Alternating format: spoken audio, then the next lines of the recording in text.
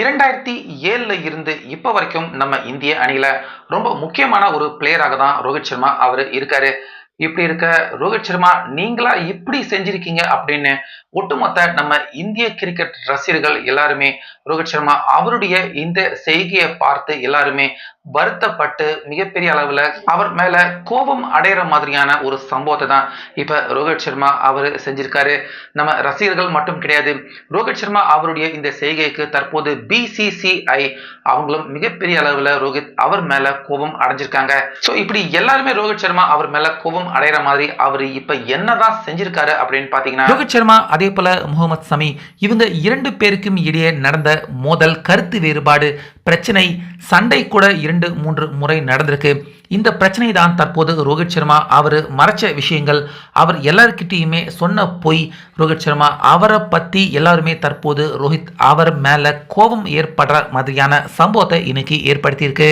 அதாவது கடந்த வருட 50 ஓவர் உலக கோப்பை அப்ப ஷமி இந்திய அணியின் எந்த அளவுக்கு முக்கியமான ஒரு போலராக இருந்தாரு அப்படின்னு நம்ம எல்லாருக்குமே தெரியும். ஆனா அதுக்கப்புறமா இப்ப வரைக்கும் ஷமி இந்திய அணியில மீண்டும் வந்து அவரால் விளையாட முடியல.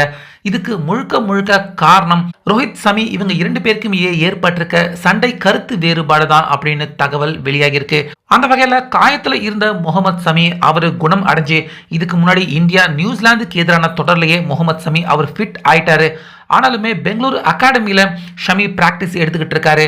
இந்திய அணியின் ஸ்குவாட்ல கூட சமி அவருடைய பெயரை பிசிசிஐ ஆட் பண்ணியிருந்தாங்க.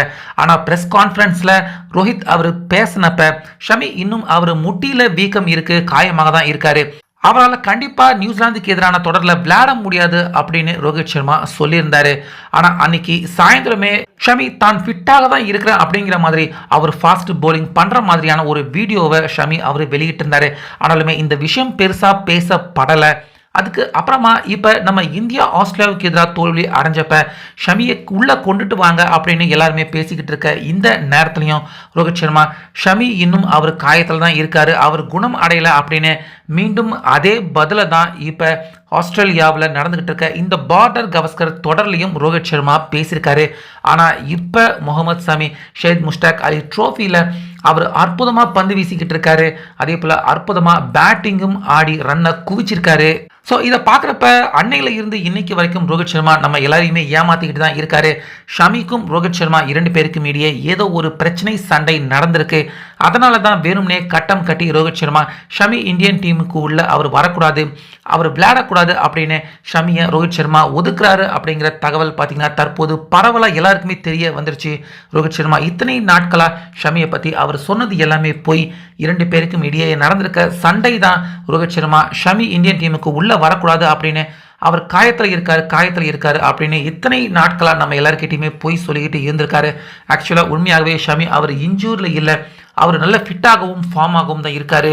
அதே போல பார்டர் கவஸ்கர் இந்தியா ஜெயிச்சு WTC ஃபைனல்ஸ்க்கு போகணும் அப்படின்னா பும்ரா மாதிரியான சீனியர் ஃபாஸ்ட் போலர் கண்டிப்பா இந்திய அணிக்கு தேவை. ஷமி அந்த இடத்த ரீப்ளேஸ் பண்ணா கண்டிப்பா இந்தியாவுக்கு ரொம்ப உதவியாக இருக்கும். ஆனா இந்த இடத்துலையும் ரோஹித் சர்மா அவருடைய சண்டையை ஒத்தி வச்சு ஷமியை இந்தியன் டீமுக்கு உள்ள கூப்பிடாம தொடர்ந்து இப்பவும் ஷமி அவர் காயமாக தான் இருக்காரு அப்படின்னு ரோஹித் அவர் சொல்லிக்கிட்டு இருக்கிறது நம்ம இந்திய கிரிக்கெட் ரசிகர்கள் எல்லாருக்குமே தற்போது இந்த விஷயம் கோபத்தை ஏற்படுத்தியிருக்கு. ஸோ ரோஹித் தொடர்ந்து ஷமியை பற்றி இப்படி பொய்யா நம்ம எல்லாருக்கிட்டையுமே சொல்லிக்கிட்டு இருந்ததை பற்றி உங்கள் கருத்தை சொல்லுங்கள்.